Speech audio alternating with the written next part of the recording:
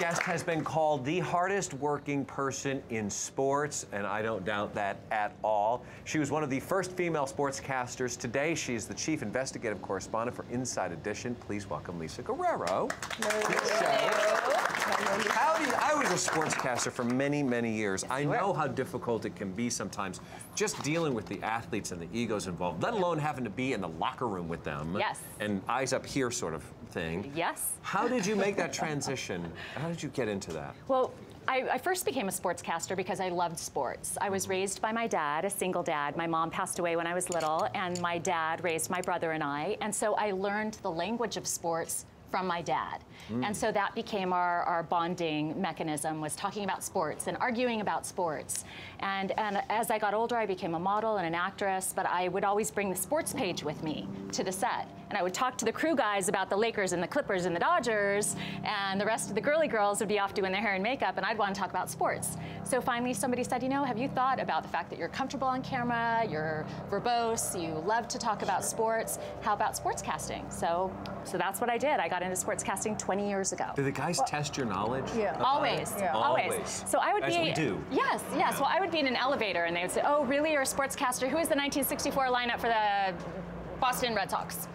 You know, so I was constantly getting quizzed about sports the way that men wouldn't have been quizzed. No, we wouldn't do that to each other. But if a woman comes into that world, guys, I never did that. Why? Is it because you guys are dismissive of women who want to be in that world? Is that I think so. You made it feel that way? Especially 20 years ago. It's much different today. And today you watch ESPN and every other talent is a female on those shows. And there are a lot of female sideline reporters. I was the first female sportscaster that earned a contract in Los Angeles. So for me to go into a Dodgers locker room was very unusual. So I had to earn my credibility day by day, game by game, being out there at BP, asking intelligent questions, and earning the respect of the players and the managers.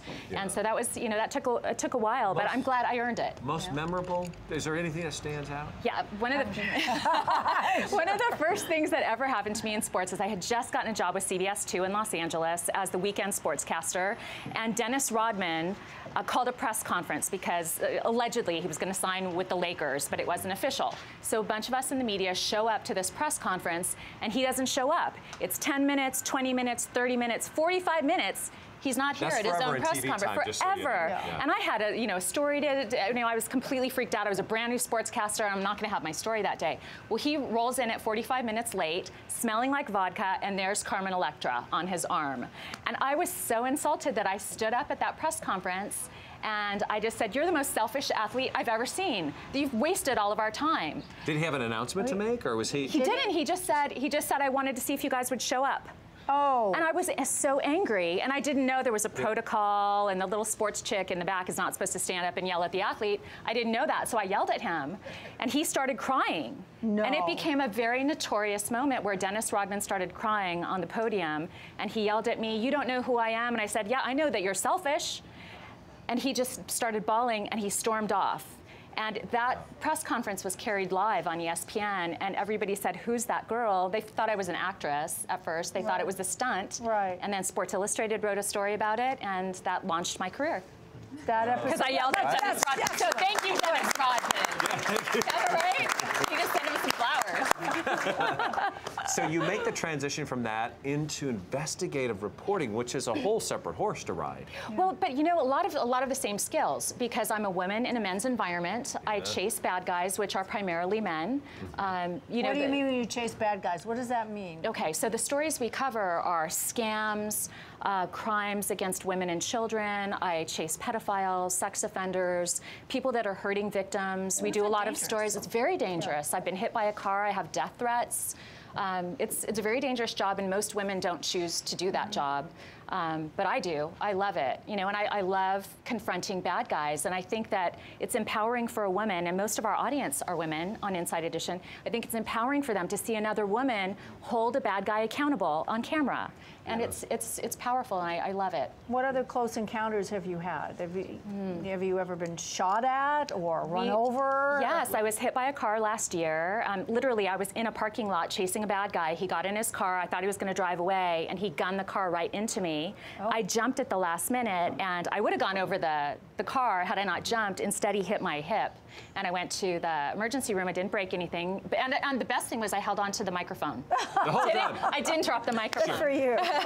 So that was my brush with death. Yeah. All right, so we have a clip from one of your upcoming reports, the Salvation Army, and the prom dress program that they run. Tell us a little bit about that before we take a look. This is this is prom season, and as you parents know, it's expensive to send your kid to the prom, right? I mean, the dresses are very pricey, and the Salvation Army started a program a couple of years ago where they're donating dresses to needy girls, and they take dresses that are donated from the public, and they're also going to dress manufacturers to get brand new dresses, and then they bring these girls in, and then they actually bring seamstresses in to fit the dresses right to them and to do makeovers on them so that they're able to go to the prom when they wouldn't normally be able to afford it.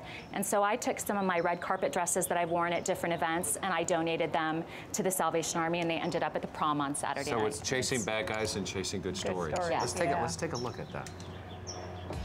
This is a very unique program that over the last 3 or 4 years that we've just seen it be such an incredible gift for these girls, and they also get a little goodie bag and a gift card and a few things like that, and it just is going to make the world of difference to them. This one is a Maria Nero Blanco, and this is a dress I wore to host the Academy Awards pre-show for Oscars.com. So about 10 million people saw this dress. This dress has been at the Academy Awards on the red carpet. So this dress I wore on the red carpet of the Grammys 2 years ago for Inside Edition. An updo. There you go. Because then it shows off this, right, the lines. It's very sophisticated. Look at the look on her face. That's so wonderful. It was amazing. It was amazing. So besides chasing the hard stories, I do like to do some Salvation Army work too on the side. Wonderful. Look at there. All looks and a big heart and all of that. Wow, Lisa. Oh, shucks. Oh, shucks. By the way, you can check out Inside Edition, which airs weekdays across the country. Take a look at your local listings so you can dial that in. Lisa's latest investigations will be there. May Sweeps is coming up, right? Yeah, well, my first investigation is tomorrow. Which is?